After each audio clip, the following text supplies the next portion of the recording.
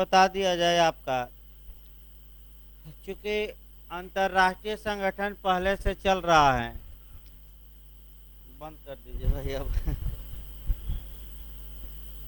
और आपका ये नया सब्जेक्ट अभी 2-4 दिन बाद ही लगेगा, जब तक कि अंतर्राष्ट्रीय संगठन समाप्त न हो जाए आपका।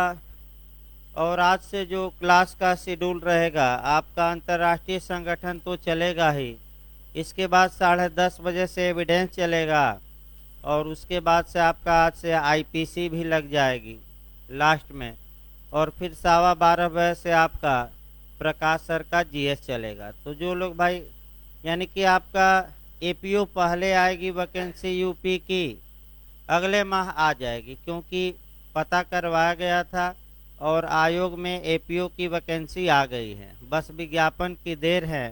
तो आपके लिए सही है भाई, जो लोग उत्तराखंड डाले हैं, उत्तराखंड पुलिस एक्ट पढ़ा ही दिया गया, और आपका एविडेंस और आईपीसी एपीओ के लिए चलेगी।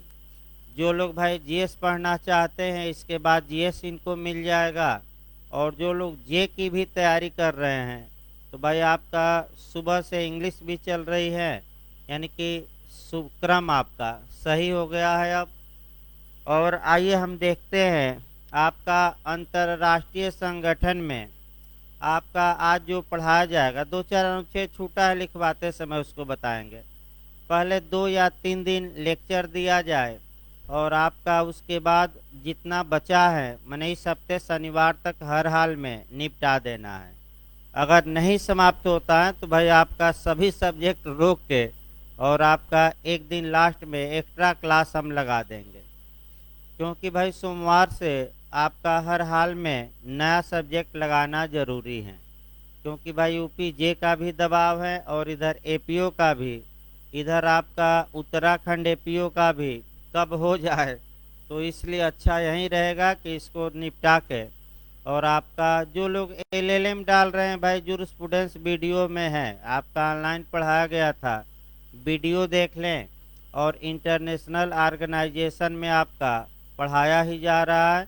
कुछ अंतर्राष्ट्रीय विधि में एक्स्ट्रा पूछा जाता है, जैसे मान्यता हुआ, उत्तराधिकार हुआ, 2-4 ऐसे पॉइंट हैं जो आपको एक्स्ट्रा घर पर पढ़ना पड़ेगा अगर एलएलएम दे रहे हैं तो आइए आज से आपका, बैठिए भाई, बैठिए उधर कहीं। आपका आज से जो शुरुआत हम करने जा रहे हैं, एक और न्यायालय आपको पढ़ना है, इंटरनेशनल क्रिमिनल कोर्ट, यानी कि अंतर्राष्ट्रीय अपराध न्यायालय। देखिए, जहाँ तक इससे क्वेश्चन की बात है, क्वेश्चन जो इससे बने हैं, आपका कैसा क्वेश्चन बना है कैसा नहीं, पहले हम ये देखेंगे। 3-4 क्वेश्चन ऐसे हैं जहाँ की हमेशा यूपी जे रिपीट कर रहा है।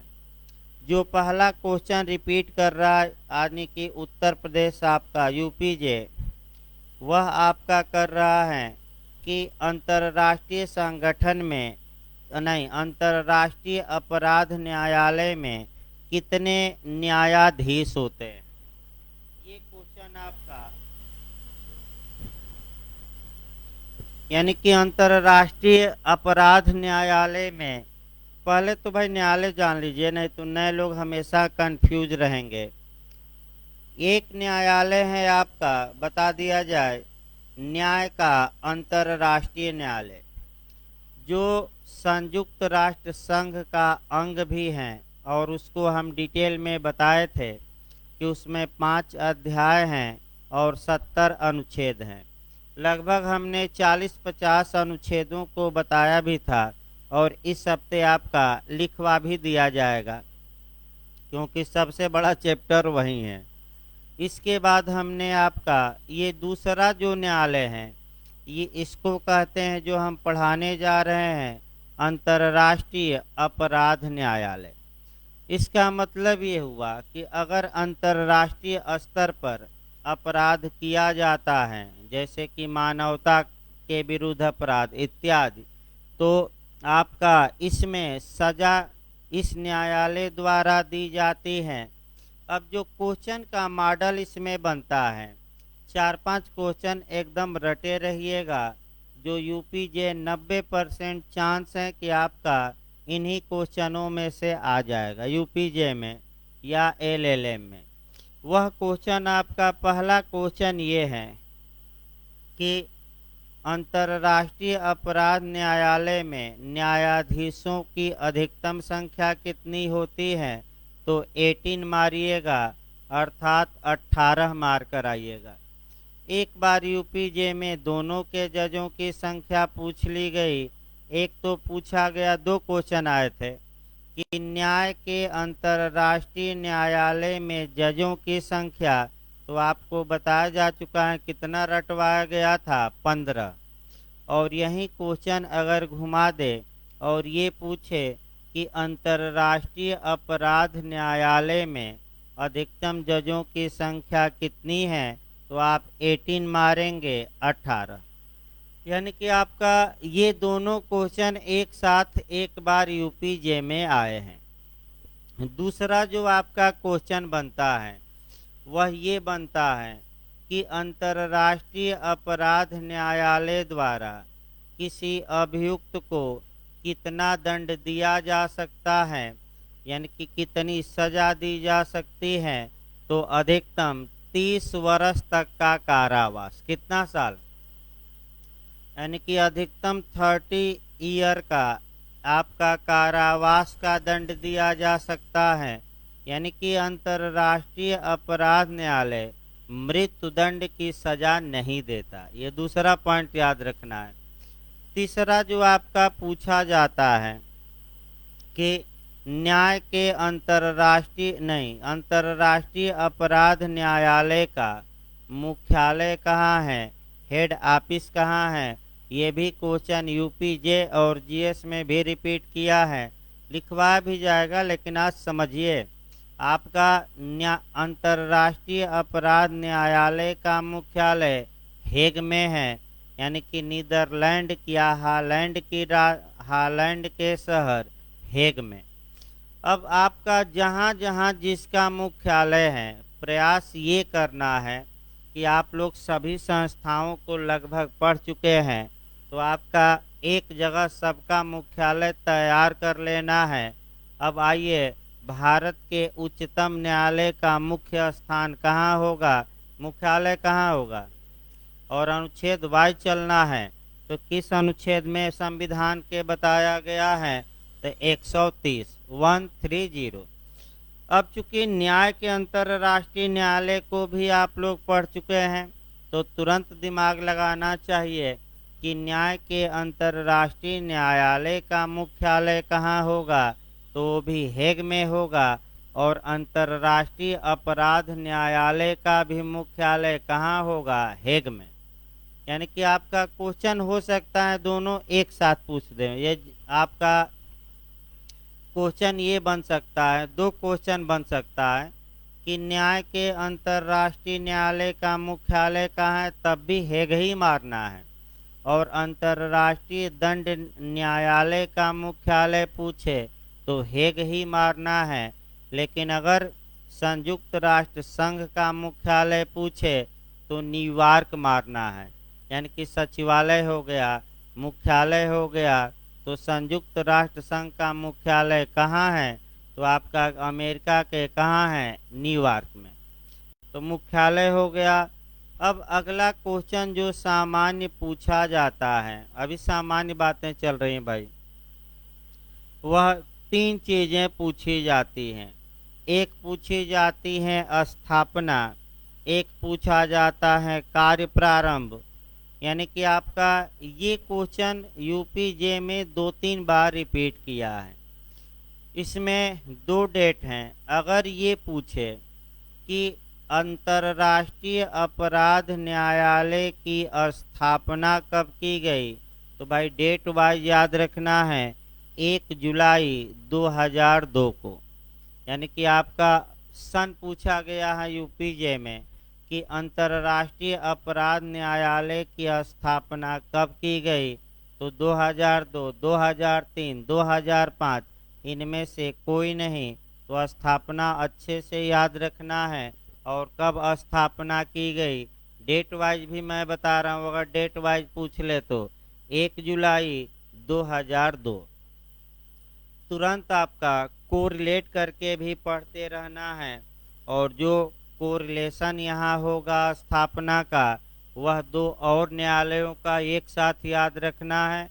एक भारत के उच्चतम न्यायालय का, और चूंकि अब आप न्याय का अंतर्राष्ट्रीय न्यायालय पढ़ चुके हैं तो तुरंत उसकी भी स्थापना देख लेनी है। तो भारत के उच्चतम न्यायालय की स्थापना कब हुई, कई बार बताया गया है। ये क्वेश्चन उत्तराखंड में ज़्यादा पूछा है, 28 जनवरी 1950।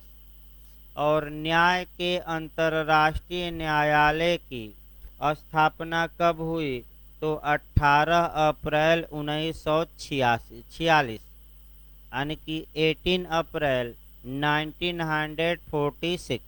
तो जब भी स्थापना लिखिए, प्रयास ये करिए कि अब हम लिखवाते समय भी आपका चेंज करेंगे व्यू, और जितने संस्थाओं की स्थापना है एक जगह हम एकत्र करवा देंगे। इसके बाद आपका यूपीजे में क्वेश्चन ये बना है कि जो न्याय का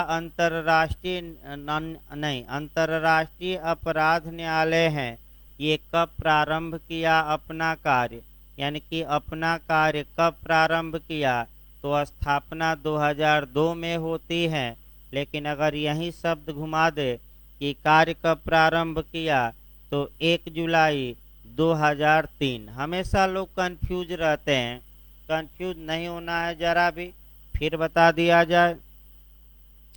अगर आपका ये पूछे कि स्थापना कब हुई, तो याद रखिए 1 जुलाई 2002 को। और यहीं आपका क्वेश्चन पूछे कि अंतर्राष्ट्रीय अपराध न्यायालय कब से कार्य करना प्रारंभ कर दिया, तो आपका जवाब रहेगा 1 जुलाई 2003। भाई ये क्वेश्चन हमेशा घुमावदार पूछा जा रहा है। आइए आपका एक एक पॉइंटों को देखा जाए। जो अंतर्राष्ट्रीय अपराध न्यायालय है, इसकी चार्टर या इसका संविधान या इसकी संविध कहिए या इसका कानून कहिए या इसका एक्ट कहिए या इसका अधिनियम कहिए, अलग हैं। यानी कि संयुक्त राष्ट्र संघ का अधिनियम अलग, न्याय के अंतर्राष्ट्रीय न्यायालय का अधिनियम अलग है। और अब हम जो दूसरा न्यायालय शुरू किए हैं, अंतर्राष्ट्रीय अपराध न्यायालय, इसका संविधान या चार्टर या कानून अलग है। तो अलग है, तो तुरंत आपको याद रखना चाहिए कि आखिर अंतर्राष्ट्रीय अपराध न्यायालय में कितने भाग हैं और कितने अनुच्छेद हैं। तो 13 भाग हैं, यानी कि 13 पार्ट हैं, अध्याय नहीं है, आपका क्या दिया गया है, पार्ट। और इसमें 128 आर्टिकल हैं, यानी कि 128 अनुच्छेद हैं, इसको भी याद रखना है। अब तुरंत आप कोरिलेट भी करते रहिए, बताया भी गया था कि न्याय के अंतर्राष्ट्रीय न्यायालय में भाग नहीं है, अध्याय है। तो कितने अध्याय बताया गया था, 5, और कितना अनुच्छेद, 70। और यहीं घुमाकर पूछ ले कि अंतर्राष्ट्रीय अपराध न्यायालय में कितने आपके अध्याय हैं, तो अध्याय नहीं है बल्कि केवल क्या है, पार्ट हैं। और कितने पार्ट हैं, 13, और कितनी आर्टिकल हैं, 128। देखिए आपका जो 128 अनुच्छेद हैं, इसमें से आपका पूरा नहीं पढ़ना है, 15 से 20 अनुच्छेद ही पढ़ने हैं, क्योंकि उतना पूरा पढ़ना किसी भी हाल में संभव नहीं है। यानी कि जहाँ तक मुख्य बात है कि जो मैं अब तक बता चुका हूँ, 90% ये चांस है कि यहीं से आपका क्वेश्चन मिल जाएगा, जो अब तक का इतिहास रहा है। लेकिन फिर भी सतर्कता बरतते हुए आपका कुछ अनुच्छेद बताया जाएगा। अब न्यायाधीश पर फिर आ जाया जाए, कितने न्यायाधीश होते हैं, तो आपका 18। और ये इनका कार्यकाल कितना होता है, 9 वर्ष। यानी कि 18 न्यायाधीश होते हैं और इनका कार्यकाल 9 वर्ष होता है। और 3 साल में, फिर याद रखें, प्रत्येक 3 वर्ष में 6 जज पद मुक्त होते हैं और उनकी जगह 6 जज नए चुने जाते हैं। यानी कि रोटेशन पद्धति चलती है आपका। फिर एक बार याद रखें, 3 वर्ष में कितने जज पद मुक्त होते हैं? 6। और आपका 6 नए चुने जाते हैं। तो तुरंत आपका न्याय का अंतर्राष्ट्रीय न्यायालय भी कोरिलेट करते रहना है। भाई नए लोगों को तो नहीं पढ़ाया गया है, लेकिन पुराने लोगों को पढ़ाया गया है कि न्याय के अंतर्राष्ट्रीय न्यायालय में कुल 15 जज होते हैं और प्रत्येक 3 कार्यकाल भी 9 वर्ष होता है। और प्रत्येक आपका कह सकते हैं, बैठिए भाई, प्रत्येक आपका वहाँ आपका प्रत्येक 3 वर्ष पर 6 जज नहीं बल्कि 5 जज पद मुक्त होते हैं और 5 जज नए क्या किए जाते हैं? चुने जाते। अब कोरिलेट करके भी चलना है। अगला ये जो आपका पूछा जाता है कि अंतर्राष्ट्रीय अपराध, पहले अभी सामान्य बातें चल रही हैं, इसके बाद आपका गठन करवाया जाएगा, स्थापना होगी और तब मेन आर्टिकल चला जाएगा। लेकिन अभी जो हम बता रहे हैं जनरल बातें बता रहे हैं और पूरा प्रयास भी कर रहे हैं कि जनरल बातों से ही आपका क्वेश्चन आ जाए। अब ये पूछा जाता है कि न्याय का जो अंतर्राष्ट्रीय न्यायालय है ये अधिकतम कितना सजा दे सकता है? तो आपका 30 वर्ष तक का कारावास या आजीवन कारावास, यानी कि लाइफ इम्प्रिजमेंट, यानी कि अंतर्राष्ट्रीय अपराध न्यायालय जो सजा दे सकता है वह अधिकतम 30 वर्ष तक का कारावास या आजीवन कारावास तथा संपत्ति का समपहरण, समपहरण माने फॉर फ्यूचर, यानी कि संपत्ति की जब्ती और जुर्माना। ये अब यहाँ से जो क्वेश्चन आपका बन सकता है कि अंतर्राष्ट्रीय अपराध न्यायालय कौन सी सजा नहीं दे सकता, तो 4 ऑप्शन मैं बता रहा हूँ। दे देगा मृत्युदंड, दे देगा आजीवन कारावास, दे देगा कारावास, अंतिम दे देगा जुर्माना। तो कौन सजा नहीं दे सकता भाई? आखिर कौन इसमें सजा नहीं देने का हक नहीं है? तो पहली सजा हमने कौन बताई? आपका मृत्युदंड। यानी कि मृत्युदंड की सजा कौन नहीं दे सकता? तो अंतर्राष्ट्रीय अपराध न्यायालय। इसके बाद आपका जो अंतर्राष्ट्रीय अपराध न्यायालय से पूछा जाता है कि कितने प्रकार के अपराधों पर इसकी अधिकारिता होगी, यानी कि ये रट कर जाना है। और इसमें अंदर से भी आपका यूपीजे में पूछा है, उसको हम बताएंगे।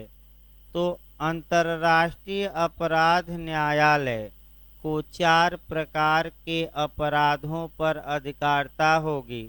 तो क्वेश्चन जो यूपीजे में बना है कि अंतर्राष्ट्रीय अपराध न्यायालय में कितने प्रकार के अपराध दिए गए हैं, तो क्या मार्कर आएंगे? 4। उन चारों को हम डिटेल में बताएंगे, उसकी व्याख्या भी आगे करेंगे। लेकिन ये तो याद रखिए, कम से कम संख्या कितने प्रकार के अपराध? 4।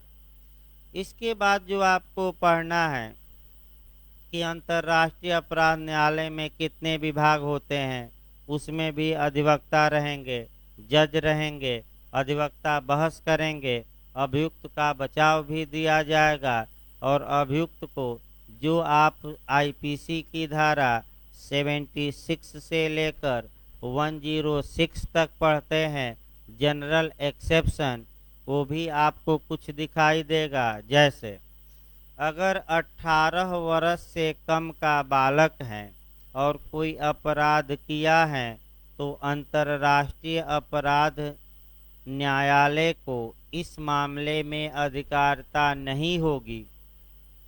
यानी कि बालकों को छूट मिल गई। फिर आपका अगर कोई तथ्य की भूल किया है, विधि की भूल किया है, पागल था अपराध कर दिया, नशे वाला था अपराध कर दिया, या अपनी प्राइवेट प्रतिरक्षा में अधिकार कर दिया, अपराध कर दिया, तो अभियुक्त ऐसा बचाव ले सकता है।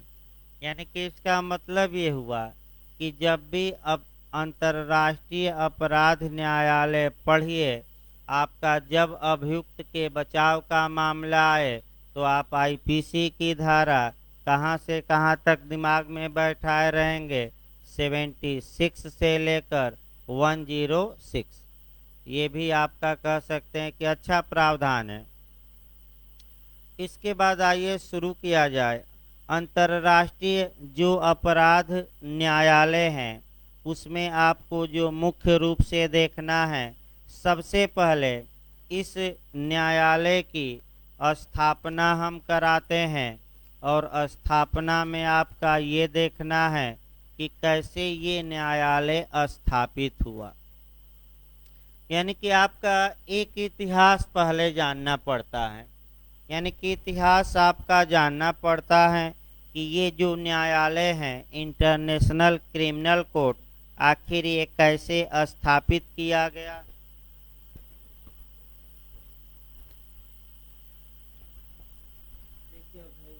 आपका इतिहास पहले भाई पढ़ाया जाए, उसके बाद वैसे पूरा चांस है कि जितना बताया गया उसी में से आ जाएगा। फिर भी आपका देखिए, अंतर्राष्ट्रीय अपराध न्यायालय की जहां तक स्थापना की बात है, अंतर्राष्ट्रीय अपराध कौन होते हैं पहले ये देखा जाए, तो अंतर्राष्ट्रीय अपराध वे होते हैं जो अंतर्राष्ट्रीय समुदाय के मूलभूत हितों के संरक्षण के लिए उनका निवारण करना आवश्यक होता है। यानी कि जो इंटरनेशनल कम्युनिटी है, उसके हितों को प्रोटेक्ट करने के लिए ऐसे अपराधों को रोकना आवश्यक हो, उसी को हम क्या कहेंगे, अंतर्राष्ट्रीय अपराध। जहाँ तक प्रारंभिक काल की बात है या शुरुआती दौर की बात है, जो अंतर्राष्ट्रीय अपराध माना जाता था, वह जल दस्युता को माना जाता था। यानी कि समुद्र में जो लुटेरे होते थे, उसी को अंतर्राष्ट्रीय अपराध की श्रेणी में शामिल किया गया था। प्रारंभ में बता रहा हूँ। जैसे कि मान लीजिए कि भारत का जहाज अमेरिका समुद्र में जा रहा है, तो आज भी लुटेरे कई लूट करते हैं भाई। आपका जल में जहाज को घेर लिए लुटेरे और आपका जहाज का सामान लूट लिए, तो इसको जल दस्युता कहा जाता है। यानी कि समुद्र के लुटेरे।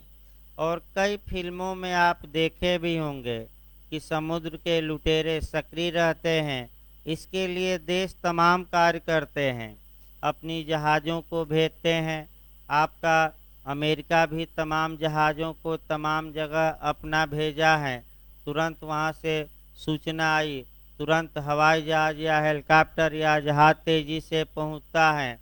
और सोमालिया के जो आसपास क्षेत्र हैं, उसमें आज भी आपका जल दस्ता विद्यमान है, तमाम जगह विद्यमान है। तत्पश्चात समय बदला और समय के साथ साथ आपका कह सकते हैं कि संयुक्त राष्ट्र संघ का गठन होता है। नहीं, पहले आपका ये देखा जाए, राष्ट्र संघ का गठन होता है। और राष्ट्र संघ का गठन हम बताए थे 1920 में होता है। यानी कि लीग ऑफ नेशंस का गठन कब होता है, 1920 में। और लीग ऑफ नेशंस ने आपका सर्वप्रथम इस दिशा में प्रयास किया कि एक ऐसा न्यायालय गठित किया जाए जो अंतर्राष्ट्रीय अपराधों को दंडित करे। और इसके लिए आपका लीग ऑफ नेशंस ने, यानी कि राष्ट्र संघ ने कार्य करना प्रारंभ किया।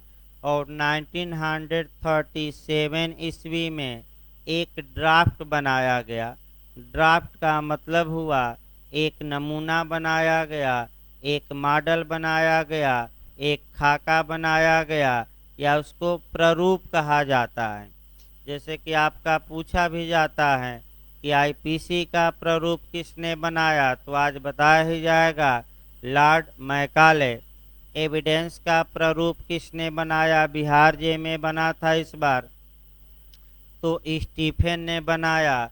और भारतीय संविधान का प्रारूप किसने बनाया था, तो बेनेगल नरसिंह राव, यानी कि BN राव। भाई तीन, केवल इसी का नहीं, जब भी अब लिखवाया जाएगा तो जितने ड्राफ्ट जिन लोगों ने बनाया, अब आपका उसको एक जगह तैयार करना है। ये नहीं कि आपका ऐसे नहीं काम चल जाएगा कि एक ड्राफ्ट, एक नहीं, एक साथ चार चार क्वेश्चन तैयार करिए, ताकि कम समय में ज़्यादा आपका अब तैयार हो।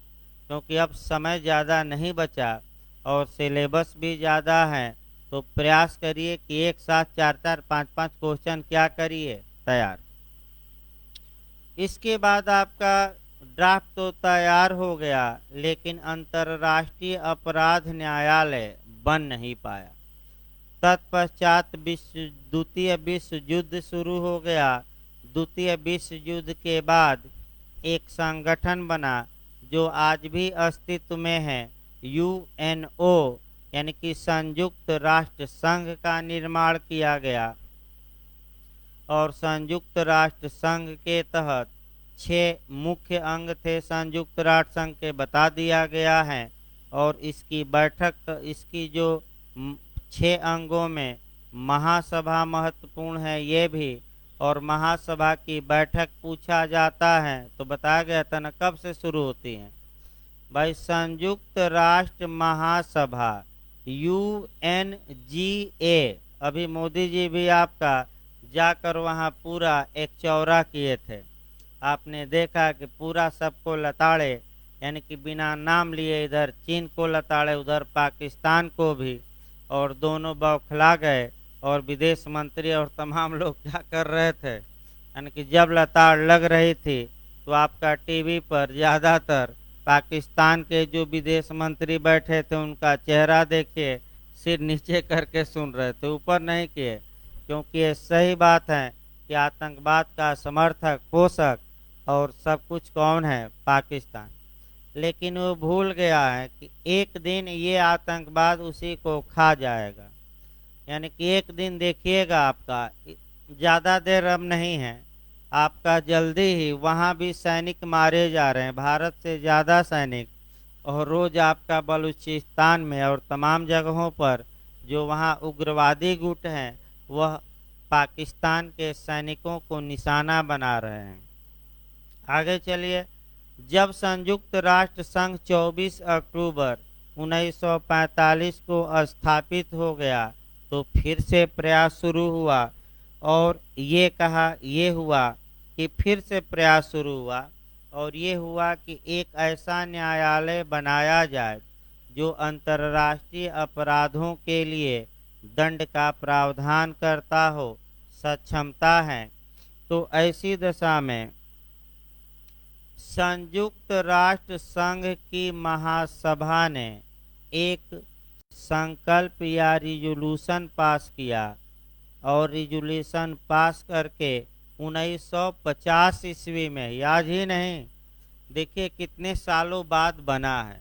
यानी कि स्थापना हुई 1 जुलाई 2002 को, कार्य प्रारंभ यह न्यायालय किया 1 जुलाई 2003 को, लेकिन आपका बनाने की शुरुआत हो गई थी आपका 1937 में ही।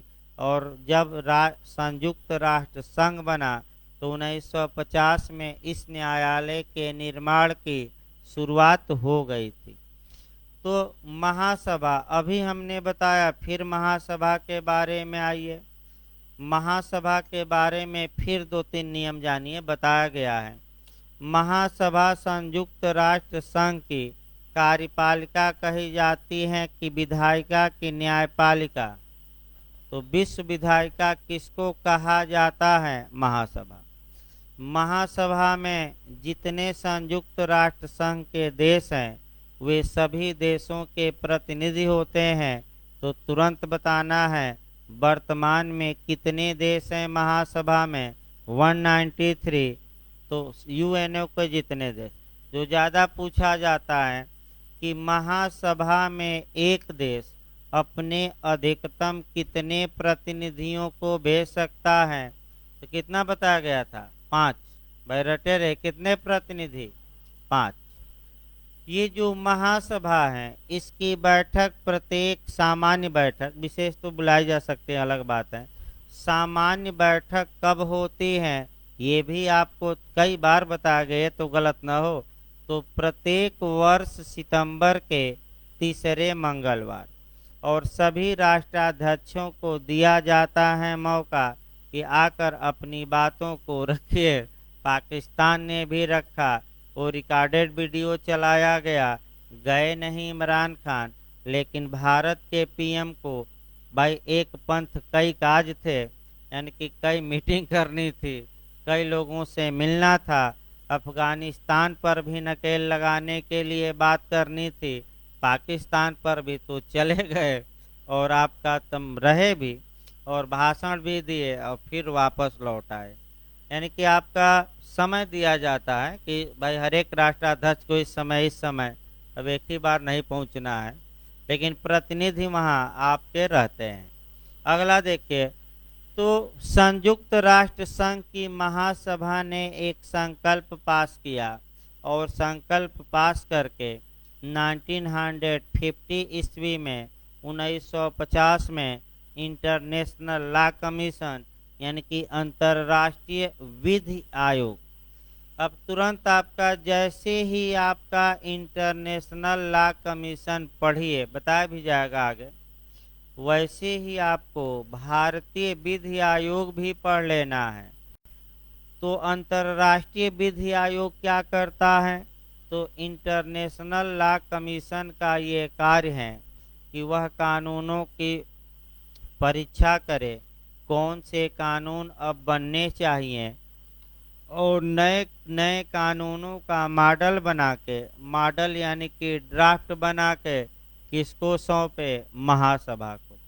तो बताइए भारतीय विधि आयोग का क्या कार्य है कि आपका किसी विषय पर कानून बनाए, मसौदा तैयार करे, और मसौदा तैयार करके सरकार को सौंप दे।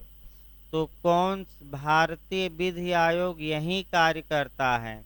और आपका आईपीसी बताते समय 3 लॉ कमीशन बताया जाएगा, फर्स्ट, सेकंड और थर्ड, लेकिन अंतर्राष्ट्रीय स्तर पर नहीं, कहाँ? भारत में। लेकिन आपका कम से कम ये याद रखिए कि 1950 में कार्य किसको सौंप दिया गया, खाका या मॉडल बनाने का? अंतर्राष्ट्रीय विधि आयोग। अंतर्राष्ट्रीय विधि आयोग ने आपका ये कह सकते हैं कि मॉडल बना दिया, मॉडल बनाकर महासभा को सौंपा, और महासभा को सौंप दिया, यानी कि आपका 4 दिसंबर 1989 आता है, यानी कि 4 दिसंबर 1989 ने महासभा को सब सौंप दिया। महासभा को कार्य करना था, तो महासभा ने आपका यानी कि अंतर्राष्ट्रीय विधि आयोग ने 4 दिसंबर 1989 को महासभा को संबोधित किया। इस ड्राफ्ट को यानी कि ड्राफ्ट को किसको सौंप दिया? महासभा। अब महासभा का ये कार्य था कि वह अपना करे काम। तत्पश्चात आपका कह सकते हैं कि ड्राफ्ट बना दिया गया और ड्राफ्ट बनाकर सौंप दिया गया। तो महासभा की बैठक हुई, कई बैठकें हुई, बस अंतिम बैठक याद रखना है 15 जून 1998, यानी कि 15 जून 1998 से लेकर 17 जुलाई 1998 ईस्वी तक महासभा की इस विषय में बैठक होती है। और ये जो बैठक हुई रोम में हुई, और इस बैठक में कुल 162 देशों ने भाग लिया। और इस बैठक में अध्यक्षता इटली के जी वो वांसी ने किया। लिखवा जाएगा, फिर एक बार समझिए भाई, यहाँ से क्वेश्चन बन सकता है। न्याय के अंतर्राष्ट्रीय न्यायालय पर विचार करने के लिए कि बनाया जाए। अब तो विधि आयोग ने सौंप दिया था, अब भाई महासभा का कार्य था, तो न्याय अंतर्राष्ट्रीय अपराध न्यायालय बनाया जाए, इस विषय पर महासभा ने बैठक की। तो अंतिम बैठक कब से कब हुई, वह हो सकता है डेट पूछ ले, तो वह डेट है आपका 15 जून 1998 से लेकर 17 जुलाई 1998। विचार विमर्श किया गया। ये बैठक आपका रोम में हुई, यानी कि आपका रोम में हुई, और इसमें कुल 162 देशों ने भाग लिया। और इस बैठक की अध्यक्षता इटली के, चूंकि रोम में हुई तो इटली के आपका जीवो वांसी कासो ने किया था। लिखवा दिया जाएगा। तत्पश्चात जब लास्ट बैठक का लास्ट दिन था 17 जुलाई 1998, तो 162 देशों ने अंतर्राष्ट्रीय अपराध न्यायालय के चार्टर पर, यानी कि संविधि पर साइन कर दिया। अब तुरंत आपका संयुक्त राष्ट्र संघ को भी देखना है कि किस तारीख को 50 देशों ने संयुक्त राष्ट्र संघ के चार्टर पर साइन किया, वह बताया गया था तो 26 जून 1945। लेकिन एक ऐसा देश था जो बाद में साइन किया, वह पूछा गया है क्वेश्चन जे में, तो कौन बाद में साइन किया था? पोलैंड। और डेट वाइज याद रखिएगा 15 अक्टूबर 1945। और गठन कब संयुक्त राष्ट्र संघ का हुआ? 24 अक्टूबर। तो 24 अक्टूबर को जो साइन कर दिए थे, इसके पहले उन देशों को फाउंडर मेंबर या मूल सदस्य माना गया। तो संयुक्त राष्ट्र संघ के कितने मूल सदस्य हो गए? 51। उसी प्रकार अंतर्राष्ट्रीय अपराध न्यायालय के चार्टर पर कितने देशों ने साइन किया? 162। यानी कि याद रखें कितने देश, यानी कि फाउंडर मेंबर इसके कितने हुए अगर पूछ ले तो 162। तत्पश्चात आपका इस चार्टर में अभी हमने बताया कितने भाग हैं? 13। और कितने टोटल आर्टिकल हैं? 128। अब अनुच्छेद 126 देखा जाए, यानी कि अब चार्टर को लागू करा जाए। भाई देखिए आपका हुआ क्या। आर्टिकल 126 क्या बताता है? आर्टिकल 162 बता 60, फिर एक बार देखिए अनुच्छेद 126 ये बताता है कि चार्टर तो बनकर तैयार हो गया आपका 17 जुलाई 1998। यहाँ से फिर एक क्वेश्चन बनता है कि न्याय के अंतर्राष्ट्रीय न्यायालय के अधिनियमित होने की तारीख बताइए, एक्ट बनने की तारीख बताइए, या आपका कानून बनने की तारीख बताइए। ऐसा क्वेश्चन भी आपका यूपीजे में आ चुका है। क्वेश्चन देखिए आपका संयुक्त राष्ट्र संघ से बना है कि संयुक्त राष्ट्र संघ का चार्टर किस तारीख को अधिनियमित हुआ, यानी कि किस तारीख को 50 देशों ने इस पर साइन कर दिया। तो डेट भूले न, 26 जून 1945। भाई किस तारीख को? तो अब ये क्वेश्चन आपका अब आ जाइए अंतर्राष्ट्रीय अपराध न्यायालय में। थोड़ा देखिए, अगर ये क्वेश्चन बने कि अंतर्राष्ट्रीय अपराध न्यायालय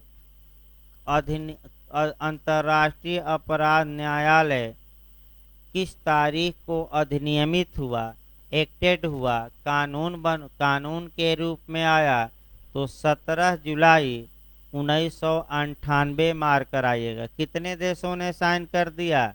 126। आगे बढ़िए। अब अनुच्छेद अनुच्छेद 100 भाई 62 है भाई, फिर गलत हो जा रहा है बीच बीच में। देखिए अनुच्छेद 126 देखा जाए, 162 देशों ने साइन किया। तो देखिए आपका फिर एक बार समझिए, अगर कोई अंतर्राष्ट्रीय संधि होती है और अगर उसको लागू करना रहता है तो ऐसे ही केवल संधि के माध्यम से जल्दी लागू नहीं होता, उसके लिए कुछ उपाय करने पड़ते हैं। तो सबसे पहले ये न बताकर हम संयुक्त राष्ट्र संघ, आप लोग पढ़ चुके हैं, तो संयुक्त राष्ट्र संघ पढ़ा जाए। 26 जून, ध्यान से समझिए, 1945 को टोटल 50 देशों ने साइन कर दिया यूएनओ चार्टर पर, और आपका 15 अक्टूबर को साइन कर दिया एक और देश पोलैंड, और इसका मतलब कि टोटल कितने हो गए, 51। अब नियम ये बनाया गया कि जब इन 51 देशों में से 2/3 देश यानी कि 2/3 देश अपने अपनी सरकारों से या संसद में, यानी कि अपनी अपनी संसद से या विधायिका से जब इस कानून को पास करा देंगे, इस चार्टर को पास करा देंगे, और पास करा के संयुक्त राष्ट्र संघ का जो मुख्यालय है न्यूयॉर्क में, वह संकल्प भेज देंगे। वहाँ कहाँ भेज देंगे, संयुक्त राष्ट्र संघ के मुख्यालय में। तो जिस तारीख को 2/3 का कोटा पूरा होगा, याद रखिए, उसी तारीख को संयुक्त राष्ट्र संघ अस्तित्व में आ जाएगा। और ये कोटा पूरा हो गया आपका 24 अक्टूबर को। 2/3 का कोटा क्या हुआ, पूरा। तो 24 अक्टूबर को संयुक्त राष्ट्र संघ की क्या हो जाती है, स्थापना। लेकिन अब फिर आपका अंतर्राष्ट्रीय अपराध न्यायालय में आइए।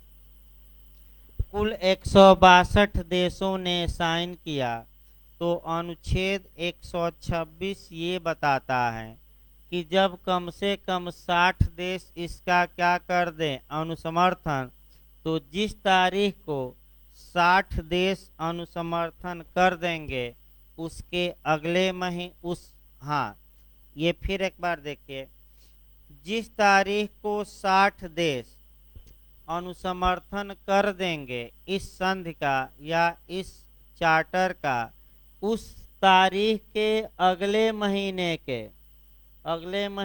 के प्रथम तारीख को यह न्यायालय अस्तित्व में आ जाएगा।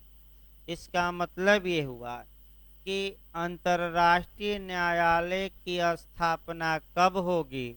तो फिर एक बार समझिए, 162 देशों में से कितने देश, कम से कम 60 देश आपका जिस तारीख को, माने जब अपना प्रपोजल अपने अपने संसद में पास करा के और भेज देंगे, पास करा देंगे, और अंतर्राष्ट्रीय अपराध न्यायालय के मुख्यालय में भेज देंगे, उसके अगले महीने के प्रथम तारीख को इस न्यायालय का गठन हो जाएगा। यानी कि कुल मिलाकर यह न्यायालय स्थापित हो जाएगा, अस्तित्व में आ जाएगा। तो अब ये जो कोटा था ये पूरा हुआ, और आपका ये कोटा पूरा हुआ जून 2002 में। तो फिर एक बार दिमाग बैठाइए, जब जून में पूरा हो गया कोटा, तो कानून क्या कहता है, अनुच्छेद 126, कि जून के बाद जो महीना आएगा उसके पहली तारीख को ये न्यायालय अस्तित्व में आ जाएगा। तो जून के बाद कौन महीना आता है, जुलाई। और कब अस्तित्व में आ गया ये न्यायालय, तो आपका क्या जवाब रहेगा, 1 जुलाई 2002। याद रखिएगा भाई।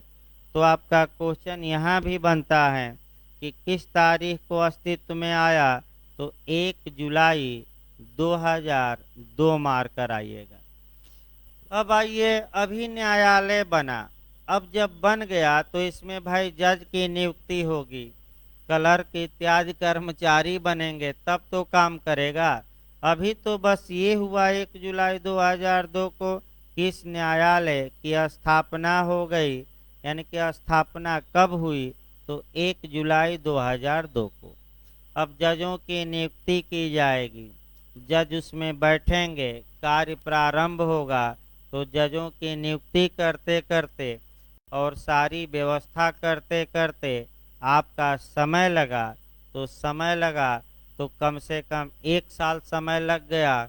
तो फिर दूसरा क्वेश्चन आता है कि अंतर्राष्ट्रीय अपराध न्यायालय द्वारा अपना कार्य कब प्रारंभ किया गया, तो जज की नियुक्ति इत्यादि व्यवस्था करने में समय लगा, और कितना समय लग गया, 1 साल। तो कार्य अगर प्रारंभ पूछे तो एक डेट और बढ़ जाइएगा, कौन सी, 1 जुलाई 2003। भाई क्या बढ़ेंगे, फिर एक बार समझिए, लोग गलत करके आते हैं। स्थापना पूछे, अस्तित्व में कब आया, कब गठित हो गया, तो क्या मारेंगे, 1 जुलाई 2002, और कब से कार्य करना प्रारंभ कर दिया, तो 1 जुलाई 2003। दोनों क्वेश्चन आ चुका है जे में, आपका एलएलए में, तमाम नेट में भी आ चुका है। सतर्क रहना भाई, 2-3 बार बताया गया। अब जब सब गठन उठन हो ही गया, तो आइए एक एक करके देखा जाए आपका अनुच्छेद वाइज जो मेन अनुच्छेद हैं। आइए अंतर्राष्ट्रीय अपराध, भाई 15-20 अनुच्छेद पढ़ने हैं। अंतर्राष्ट्रीय अपराध न्यायालय का आर्टिकल 1 हम शुरू करते हैं। देखिए, यह न्यायालय अस्थाई न्यायालय होगा। इसको लिखवा जाएगा भाई, अभी समझिए, आज केवल दिमाग में बैठाने का प्रयास करिए, क्योंकि आपका देखिए यह जो न्यायालय होगा भाई, ये चार्टर में नहीं है भाई, आपका अलग ये न्यायालय है। आपका बेयर एक्ट जो आप लोग खरीदे हैं उसमें नहीं मिलेगा, तो इसलिए भाई बेयर एक्ट छोड़ दीजिए और पंचौरा सुनिए जो कहा जा रहा है। ये या तो नेट से डाउनलोड कर सकते हैं, लेकिन आपका उतना करने की आवश्यकता नहीं, जितना पढ़ा दिया जाएगा 1-2 दिन में पर्याप्त है, ज़्यादा ना पढ़िए।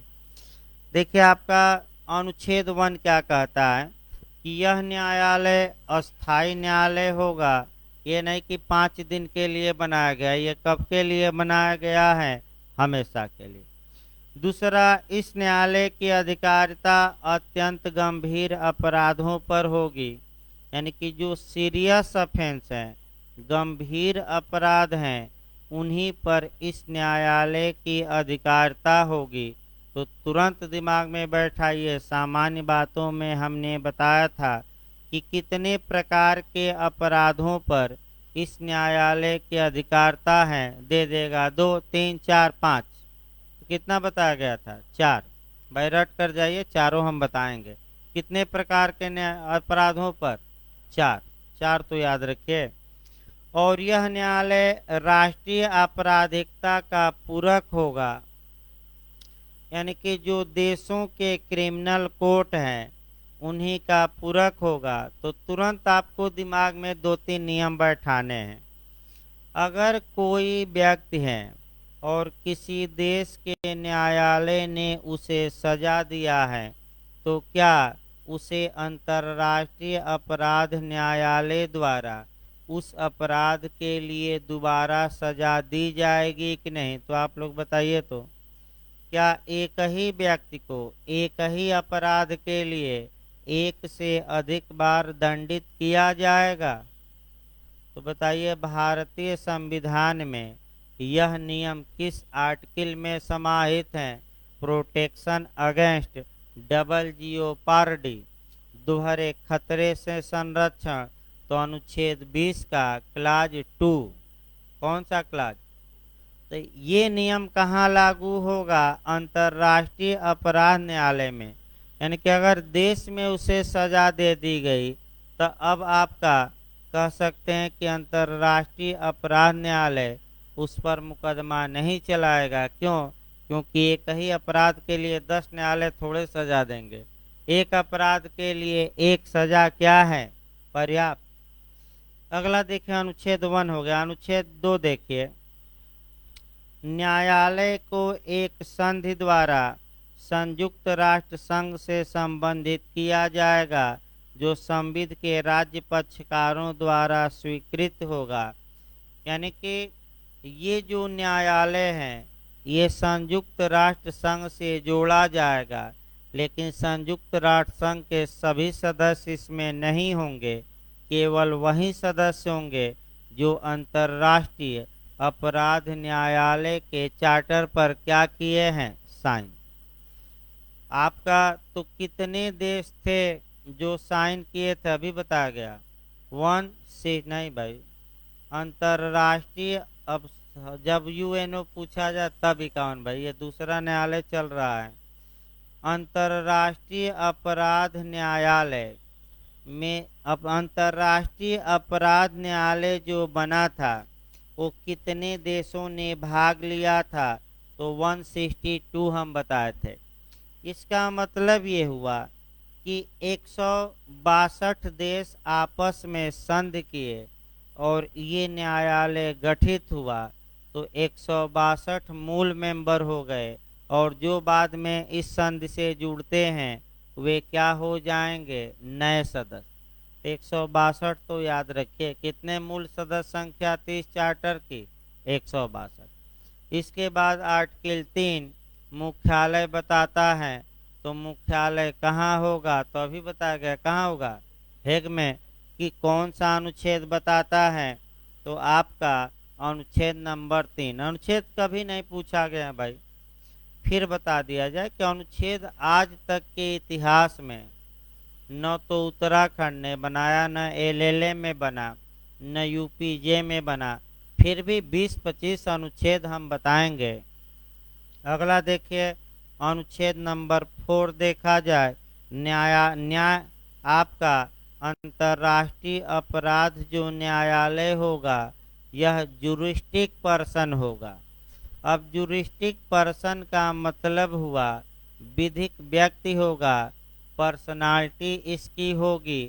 पर्सनालिटी में होता क्या है, विधिक व्यक्ति में होता क्या है, तो जिसे विधिक व्यक्तित्व प्रदान किया जाता है वह संस्था के 2 गुण होते हैं, वह अपने नाम से मुकदमा ला सकती है और उसके विरुद्ध भी उसके नाम के विरुद्ध मुकदमा लाया जा सकता है।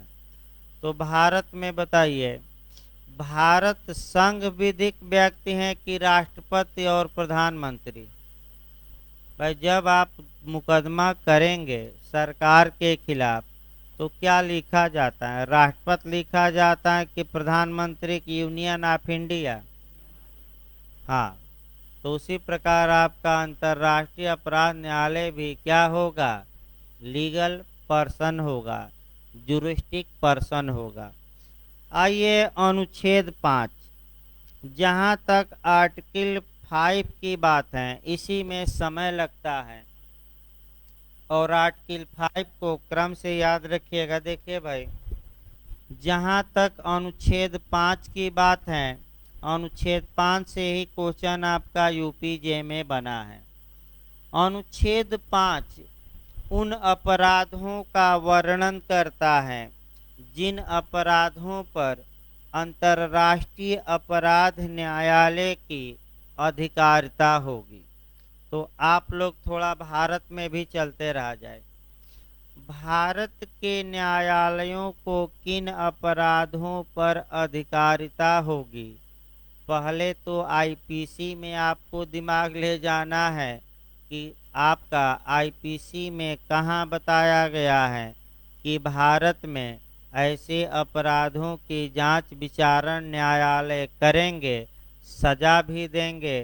तो जैसे ही इंडिया में पूछे तो आपका अनुच्छेद 2 याद रखना है, नहीं, आईपीसी की धारा 2 याद करनी पड़ेगी, आईपीसी की धारा 3 और आईपीसी की धारा 4 कोरिलेट करके पढ़ते रहिए। आईपीसी का सेक्शन 2 बताता है कि भारत के भीतर अपराध करने पर न्यायालय को अधिकारिता होगी भारत की, लेकिन धारा 3 और 4 आईपीसी का बताएगा कि कुछ दशाओं में यदि कोई व्यक्ति भारत से बाहर अपराध करता है तब भी वह भारत के न्यायालयों द्वारा दंडित किया जा सकता है। इसका मतलब ये हुआ कि भारत के न्यायालयों को जो अधिकारता है वह भारत के भीतर किए गए अपराधों पर भी है और भारत से बाहर किए गए अपराधों पर। अब किन अपराधों पर? जो आईपीसी में वर्णित हैं। तो आईपीसी में अपराध की शुरुआत कहाँ से होती है? तुरंत याद रखें, किस सेक्शन से होती है भाई? अपराध कहाँ से शुरू होते हैं? तो आपका 107 से। भाई रटे रहिए, अब एक आईपीसी भी आज से शुरू हो जाएगी। आईपीसी में ऑफेंस या अपराध कहाँ से शुरू हो रहा है? 107 107 सेक्शन से। इसके पहले जो आपका है वह सामान्य बातें हैं। भाई अपराध नहीं है, अपराध कहाँ से शुरू होते हैं और तुरंत याद रखना है। दंड कहाँ से शुरू होता है? 109। भाई कहाँ से? आईपीसी में। अब याद करिए धीरे धीरे भाई, क्योंकि आपका हाइट ज़्यादा है कंपटीशन में और सामान्य तौर पे पढ़ने से अब कंपटीशन निकलने वाला नहीं है। कुछ न कुछ 2-4 बातें आपको ऐसी जाननी होगी जो आपका अन्य लड़के नहीं जानते। मैं बता दूं, तभी आपका वर्तमान में कंपटीशन निकलेगा। अन्यथा बिहार और तमाम आयोगों ने बता दिया कि आप पढ़िए या नहीं तो क्या हो जाएंगे बाहर। अगर कोई घमंड में रहे कि हम तो बहुत पहले से पढ़ लिए हैं 4 साल से, अब क्या पढ़ना है, तो जितने घमंड में थे बिहार ने ज़्यादा लोगों को चूर चूर कर दिया। जे में हुआ था मेंस दिए, लेकिन एपीओ से इस बार बाहर हो गए। तो भाई आपका मैंने इसका मतलब ये हुआ कि आप लाख पढ़े हो, क्लास में आएंगे तो आपको लगेगा कि हाँ ये तो हम जानते ही नहीं थे। आपका मैंने शनिवार की घटना है भाई। आपका तमाम लोग रिसर्च स्कॉलर आते हैं, रिसर्च कर रहे हैं आपका एलएलएम करने के बाद। बस एक क्वेश्चन पूछा गया कि आपका मैंने जो इमरजेंसी राष्ट्रीय आपात होता है अनुच्छेद 352 के तहत, वह कितने दिनों तक बिना संसद के पास कराए अस्तित्व में रह सकता है? तो 6 माह बता दिए। 6 माह नहीं, 1 मास तक रख सकता है। संसद पास करे तब 6 माह, फिर पास करे फिर 6 माह। तो अगला क्वेश्चन ये दागा गया था कि ये 6-6 माह कितने दिन तक पढ़ेगा? तो अनंत काल तक है। और एलएलएम वाले रिसर्च वाले बता रहे थे 6 माह। तो भाई ऐसा न हो कि आप मैंने रिसर्च कर रहे हैं तो ये आशा की जाती है कि आप कम से कम संविधान की बारीकियों से क्या होंगे परिचित। ठीक है, जो लड़का एलएलबी किया है उसको हम मान लेंगे कि गलत बता देता है, नया लड़का बता दिया। लेकिन अगर पुराने लोग बताए इसका मतलब कि वो उपेक्षा बरत रहे हैं, यानी कि उतना जानकारी नहीं है। भाई सतर्क रहिए। अब आइए अनुच्छेद 5 देखा जाए, बहुत महत्वपूर्ण है और यूपीजे में 2-3 बार क्वेश्चन बना है, इसको ही अच्छे से पढ़ना है। अनुच्छेद 5 ये बताता है कि किन अपराधों पर अंतर्राष्ट्रीय अपराध न्यायालय को जुरिडिक्शन होगा, अधिकारिता होगी। अर्थात किन अपराधों का ट्रायल या विचारण या जांच अंतर्राष्ट्रीय अपराध न्यायालय करेगा। तो कितना हम बताए थे, फिर एक बार रटिए, कितने न्यायालय, कितने अपराध? अब चारों अपराधों का नाम मैं लिख रहा हूं। देखिए पहला नरसंहार, अभी अफगानिस्तान से भी जोड़ा जाएगा, नरसंहार हो गया। दूसरा मानवता, नरसंहार का अपराध। दूसरा मानवता के विरुद्ध अपराध। तीसरा है युद्ध अपराध और चौथा है आक्रमण का अपराध। तो कम से कम 4 तो रटे रहिए क्रम वाइज। तो बताइए कौन कौन से अपराध हैं। पहला आपका क्या हुआ, नरसंहार का अपराध। नरसंहार का मतलब ये हुआ, अभी हम आगे बताएंगे, चारों को डिटेल में बताया जाएगा। पहले ये जानिए कि अगर 4 अपराध किए जाते हैं इनमें से कोई, तभी अंतर्राष्ट्रीय अपराध न्यायालय में मुकदमा चल सकता है। अब नरसंहार का मतलब ये हुआ कि इसको आप जोड़ लीजिएगा, कह सकते हैं कि अफगानिस्तान से जोड़ सकते हैं कि अफगानिस्तान में जो तालिबानी हैं वह अगर सामूहिक रूप से आपका मुस्लिम समुदाय के ही एक वर्ग को टारगेट बनाते हैं और पूरी तरह उनको समाप्त करने के लिए क्या करते हैं, गोलियों से भूनते जाते हैं, तो ये नरसंहार का अपराध माना जाए। मानवता के विरुद्ध अपराध, इसको हम अभी डिटेल में बताते हैं क्योंकि आपका क्वेश्चन डिटेल में भी थोड़ा बना है। यानी कि ह्यूमनिटी के विरुद्ध अपराध, जैसे कि खुलेआम रूप से आपका फांसी पर लटका दिया जाए, चौराहों पर आपका लाश को लौटाया जाए। अब अफगानिस्तान में शुरू हो गया है। फिर 1-2 दिन पहले का वीडियो आया कि हेरात शहर में आपका मारकर क्या किए, क्रेन से लटका दिए। आपका महिलाओं पर अत्याचार किया जाए, लोगों के मानवाधिकार को कुचल दिया जाए इत्यादि, ये मानवता के विरुद्ध अपराध हैं। और ऐसी दशा में अंतर्राष्ट्रीय अपराध न्यायालय चाहे तो मुकदमा चला सकता है और दंडित कर सकता है। और ये सभी बातें वर्तमान में अफगानिस्तान में चल रही हैं। देखिए, मुस्लिमों में भी कई वर्ग होते हैं, तो आपका वहाँ भी जो कम समुदाय के लोग हैं उनको अल्टीमेटम दिया जा रहा है कि आप तो या तो देश छोड़ दीजिए कुछ दिनों में, नहीं तो आपके समूह को क्या किया जाएगा, पूरी तरह अफगानिस्तान से समाप्त। ये अल्टीमेटम दे दिया है तालिबान ने। अब विश्व कह रहा है कि भाई सबको साथ लेकर चलिए, आपका महिलाओं को भी सम्मान दीजिए, लेकिन वही है कि विश्व मानवाधिकार शांत हैं। और मोदी जी ने भी जाकर कह दिया यूएनओ में कि अब सुधार की आवश्यकता है, क्योंकि महाशक्तियों के खींचतान के कारण आपका आतंकवाद पर लगाम नहीं लग रही है। इधर चीन सपोर्ट कर रहा है तो अमेरिका शांत बैठा है, तो रूस भी आपका वाच कर रहा है। लेकिन सबसे ज़्यादा खतरा मैं फिर बता दूं, भारत पर ही है और किसी देश पर नहीं। तो अलग बात है। देखिए भाई, आपका युद्ध, अब ये 4 अपराध रट कर जाइएगा। अब इसमें क्वेश्चन बना दिया जाए, आपका क्वेश्चन आपका बनाया जाए तब आगे बढ़ा जाए। देखिए क्वेश्चन क्या बना है यूपीजे में, निम्नलिखित में से किस अपराध में अंतर्राष्ट्रीय अपराध न्यायालय को अधिकारिता होगी। अब होगी पहले देखा जाए तो होगी में क्या देगा, नरसंहार का अपराध दे देगा, मानवता के विरुद्ध अपराध दे देगा, युद्ध के विरुद्ध अपराध, और लास्ट में क्या दे देगा, उपयुक्त सभी। तो ये तो भाई क्वेश्चन एकदम आसान है और आसान कोई भी कर सकता है। लेकिन मॉडल ये बनता है कि किसमें नहीं होगी। अब नहीं वाला खतरनाक है। जब भी नहीं वाला क्वेश्चन दे तो मैं एक उपाय बता रहा हूँ, आप दिमाग में चारों अपराधों को बैठाए रहिएगा। आपका नरसंहार, मानवता, युद्ध और चौथा क्या है, आक्रमण। और इन 4 में से जो भी ऑप्शन बाहर का दे तो किस पर अधिकारिता नहीं होगी वहीं मारकर आइएगा, और कोई उपाय नहीं है भाई। किस पर नहीं होगी अपराध पर, इसके लिए आवश्यक है कि चारों क्या हो, याद हो। तो अब तो याद हो जाना चाहिए, चारों 4 बार बता दिया गया और एक बार लिखवाते समय बताया जाएगा। तो कौन कौन से अपराध हैं फिर रटिए, अब और कोई उपाय नहीं है।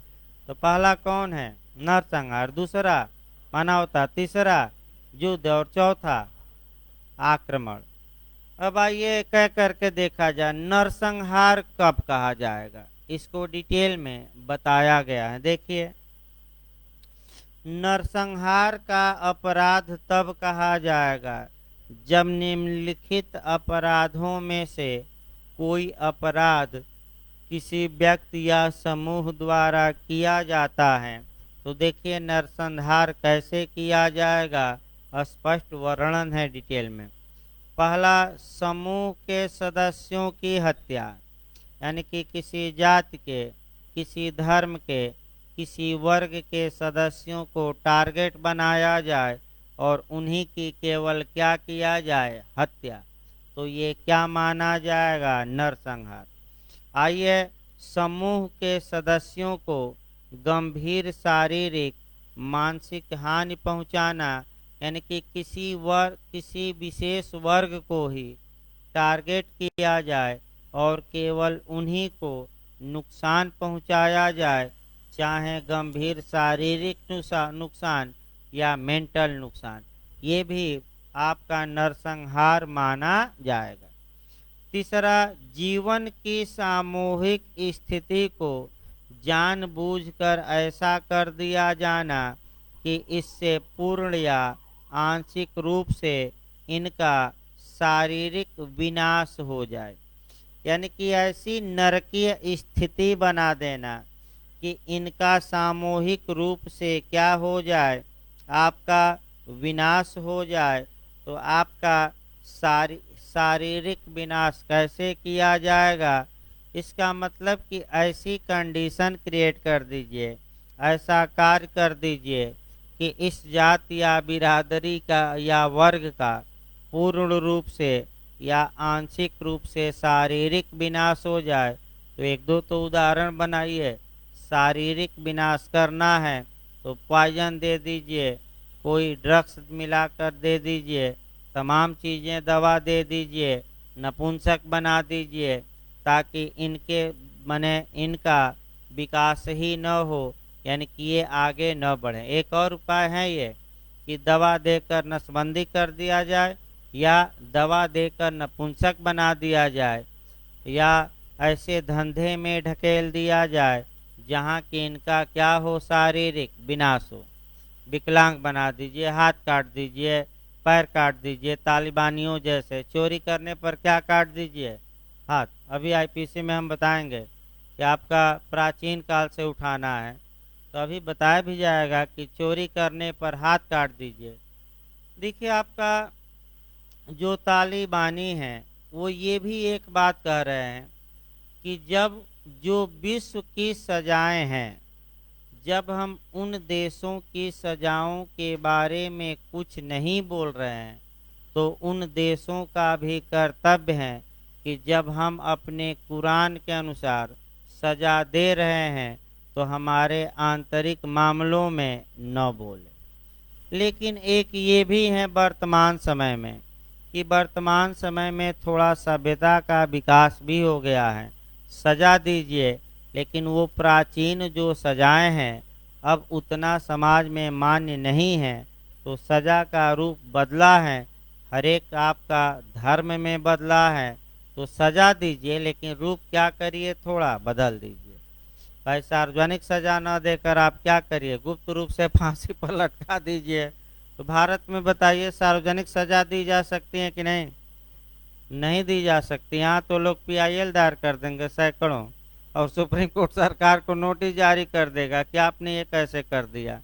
ये तो मूल अधिकारों का क्या है, आर्टिकल 21 का। देखिए अगला भाई, आपका समूह के भीतर जन्म रोकने के आशय से उपाय करना, यानी कि कोई वर्ग है, समूह है, जाति है, संप्रदाय है, और कोई व्यक्ति या व्यक्तियों का समूह ऐसा कार्य करता है कि इनके बच्चे ही न जन्मे। तो बच्चे न जन्मे, अभी हमने बताया कि क्या किया जाए, तो भाई नसबंदी कर दिया जाए सभी पुरुषों की, या सभी को ऐसी दवा दे दी जाए कि कोई स्त्री कभी माँ ही न बने या पुरुष पिता ही न बने। तो ये भी नरसंहार का अपराध माना जाएगा। ये नहीं कि मारकर फेंक दिया जाए सैकड़ों लोगों को, हजारों। ये सब भी क्या, नपुंसक इत्यादि बनाना भी क्या माना जाएगा, नरसंहार। अगला देखिए लास्ट, एक समूह के बच्चों का दूसरे समूह के बच्चों में बलात अदला बदली करना, यानी कि इसका मतलब हुआ कि जबरदस्ती एक समूह के बच्चों को दूसरे समूह को दे दिया जाए और दूसरे समूह के बच्चे को पहले समूह का अदला बदली कर दिया जाए। माने व्यापक स्तर पर, एक दो घटनाएं नहीं, ये घटनाएं क्या होनी चाहिए व्यापक स्तर पर, तो इसे भी नरसंहार का अपराध माना जाए। दूसरा ये मानवता पर आइए। जहाँ तक मानवता के विरुद्ध अपराध है, मानवता के विरुद्ध अपराध आप देख सकते हैं, मानवाधिकार को अगर जानते हो तो मानवता के विरुद्ध अपराध अपने आप आ जाएगा। मानवाधिकार का मतलब ये हुआ कि किसी व्यक्ति को जो प्रकृति ने अधिकार दिया है या नेचर ने अधिकार दिया है उसी को मानवाधिकार कहा जाता है। जैसे रूसो इत्यादि लोगों ने बताया कि मनुष्य जन्म तो स्वतंत्र लेता है, लेकिन जैसे जैसे वह आगे बढ़ता है तमाम बाधाएं और तमाम दिक्कतें आती हैं और एक तरह से वो समाज का दास बन जाता है। तो ऐसी दशा में मानवता क्या कहती है? मानवता कहती है कि हत्या न करो, आपका बलात् श्रम न कराओ, दास न बनाओ, किसी को बंधुआ मजदूर न बनाओ, क्योंकि सबकी स्वतंत्रता है। तो दूसरा हम अपराध देखेंगे, कौन सा? मानवता के विरुद्ध। मानवता के विरुद्ध अपराधों में आपका किसी जनसंख्या के विरुद्ध या किसी जनसंख्या के विरुद्ध, जनसंख्या माने एक आदमी के विरुद्ध नहीं, बहुत व्यापक स्तर पर, भाई एक आदमी के विरुद्ध नहीं बल्कि कितने स्तर पर? व्यापक, यानी कि 4000, 5000, 100, 200, व्यापक स्तर पर क्या क्या किया जाएगा तो मानवता के विरुद्ध अपराध माना जाएगा। तो देखिए कह करके, पहला है व्यापक स्तर पर मर्डर करवाइए। जैसे तालिबानी हैं, जितने अमेरिका के समर्थक थे उनको खोज खोज कर रात में जा रहे हैं, खोज कर उनको निकाल रहे हैं और मारकर चौराहों पर लाश को क्या कर दे रहे हैं? लटका दे रहे हैं और कह रहे हैं कि ये गद्दार हैं, यानी कि ये क्या है? देश का गद्दार, और विदेशियों का क्या किया है? समर्थन। इसीलिए लाखों लोग वहां से भागे जान बचाकर, और 1.25 लाख लोग तो अमेरिका गए, अन्य लोग भी इधर उधर गए, लेकिन 1.25 लोग कहाँ भागे? जो अमेरिका के सपोर्टर थे, और सभी तो भाग नहीं पाएंगे। तो अमेरिका ने ये नहीं सोचा कि उनका क्या होगा, जो यहाँ रह गए हैं तो उनका वही होगा जो तालिबान चाहेगा। अब अमेरिका के बस की बात नहीं रही। दूसरा, पूर्ण विनाश कर देना, यानी कि किसी वर्ग या समूह का पूर्ण विनाश करना, ये मानवता के विरुद्ध अपराध माना जाएगा। तीसरा, किसी वर्ग के लोगों को दास बना लेना। इसका मतलब ये हुआ कि दास प्रथा अब समाप्त हो गई है, लेकिन आप किसी वर्ग के लोगों को अपना दास बना ले रहे हैं तो वह भी मानवता के विरुद्ध अपराध ही माना जाएगा।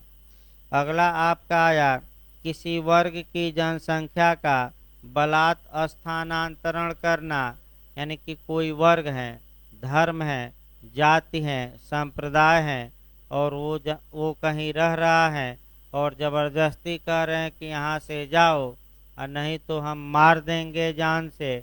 तो भाई तमाम लोग अफगानिस्तान से भाग ही रहे हैं, लेकिन अगर तालिबान वाले ये कहते हैं कि यहाँ से कहीं और चले जाओ नहीं तो मार देंगे, तो कहे भी हैं।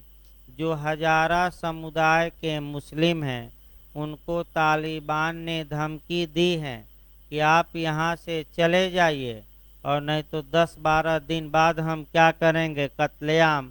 और हमें कोई मानवता मने का मोह नहीं है, हम तो आतंकवादी हैं, गोली चलाते हैं, चाहे आप पर चलाएं या किसी पर, भाई कोई रोक टोक नहीं, यानी कि जीवन का कोई मूल्य ही नहीं है। जो आप समझिए मानव बम बनते हैं वो क्या करते हैं? भाई अगर उनको जीवन का जरा भी मोह रहता तो क्या वो मानव बम बनते? कभी नहीं। लेकिन जीवन को अब ये है कि उनका ब्रेन वॉश किया जाता है। जैसे कि आपका हम ही आपका daily by daily brain wash करते रहें गलत तरीके से, तो आदमी गलत तरीका पकड़ लेगा। अगर सही तरीके से ब्रेन वॉश किया जाए तो भाई पढ़ेगा लिखेगा, कहीं कुछ बनेगा। तो वहाँ ये है कि बम बनाओ, गोली बनाओ, ये कैसे बम विस्फोट करोगे, कैसे उड़ा दोगे, पढ़ाई लिखाई से ज़्यादा मतलब नहीं है। यानी कि हेलीकॉप्टर में देखिए चला नहीं पाएंगे, लेकिन हेलीकॉप्टर के पंखी पर जरूर झूला लगा कर क्या करेंगे, झूलेंगे। तो अलग बात है भाई, शिक्षा भी एक बहुत बड़ी बात होती है। आप शिक्षित हैं तो सोचने समझने की अच्छी आपकी क्षमता रहेगी, और जब ज़्यादा शिक्षित नहीं हैं तो परंपराओं को ज़्यादा मानेंगे। तो अलग बात है। देखिए आपका यानी कि जनसंख्या का बलात् क्या कर देना, एक जगह से दूसरे जगह तक स्थानांतरण। इसके बाद है अंतर्राष्ट्रीय विधि के मूलभूत नियमों के उल्लंघन में कारावास या शारीरिक स्वतंत्रता से कठोर रूप से वंचित करना। इसका मतलब ये हुआ कि अंतर्राष्ट्रीय स्तर पर जो मूलभूत सिद्धांत हैं, माने जो मानवाधिकार हैं, आपका कठोर रूप से उनसे व्यक्तियों को वंचित किया जाता है। यानी कि जबरदस्ती बिना किसी आधार के जेल में भर दीजिए, और न कोई मुकदमा, न कोई न्यायालय, न कोई कानून, और मनमर्जी क्या करिए, जेल में क्या करिए, भर दीजिए एक समूह या वर्ग के लोगों को। तो ये भी क्या माना जाएगा, मानवता के विरुद्ध अपराध। इसके बाद उत्पीड़न करिए, यानी कि उनको नौकरी ही न दीजिए, किसी काम में न लगाइए, जाकर धमकाइए, पानी न दीजिए, अनाज न दीजिए, तो ये क्या माना जाएगा, उत्पीड़न। अगला है दुराचार करना, लैंगिक दास्ता, बलात् उनकी औरतों को बेश्या बनाया जाए, जबरदस्ती गर्भधारण करवाया जाए, या जबरदस्ती नपुंसक बनाया जाए, ये भी मानवता के विरुद्ध अपराध माने जाएंगे। इसके बाद किसी विशेष समूह के विरुद्ध अथवा राजनैतिक, मूलवंशीय, राष्ट्रीय, जातीय, धार्मिक, सांस्कृतिक इत्यादि के लिए क्या किया जाए, आपका सामूहिक रूप से सताना। यानी कि यह इस पार्टी का है तो जितने इस पार्टी के लोग हैं सबको क्या किया जाए, सताया जाए, यानी कि जेल में क्या कर दिया जाए, बंद, या उनको टार्चर किया जाए, मारा जाए, पीटा जाए। तो ये भी कौन सा अपराध माना जाएगा, मानवता का। और अंतिम है रंग भेद करना। तो आप देख सकते हैं कि तमाम देश ऐसे थे जहाँ की रंग भेद किया जाता था, काले गोरों में भी भेद किया जाता था। तो हम काले हैं तो क्या हुआ, दिल वाले हैं, गाना बना है ना। आज भी अमेरिका में जॉर्ज का उदाहरण देखिए, अमेरिका अपने को सभ्य मानता है, लेकिन वहाँ भी आज भी मानसिकता काले गोरों में विभेद करने की है। तो काले गोरों में विभेद करना भी ये कौन सा अपराध माना जाएगा, नरसंहार की मानवता, मानवता। चलिए कुछ तो समझ रहे हैं, आसान आसान है कोई। तो अभी भाई ब्रेक रहेगा आपका 20 मिनट का, 25 मिनट का कम से कम, थोड़ा काम भी हमें 10 मिनट जाना पड़ेगा। तो आपका 10:35 पर क्लास एविडेंस का शुरू होगा। भाई बता दिया जाए 10:10 हो रहा है, 10:35 पर एविडेंस का क्लास शुरू होगा। थोड़ा ब्रेक का आज कुछ काम है, 10 मिनट जाना पड़ेगा।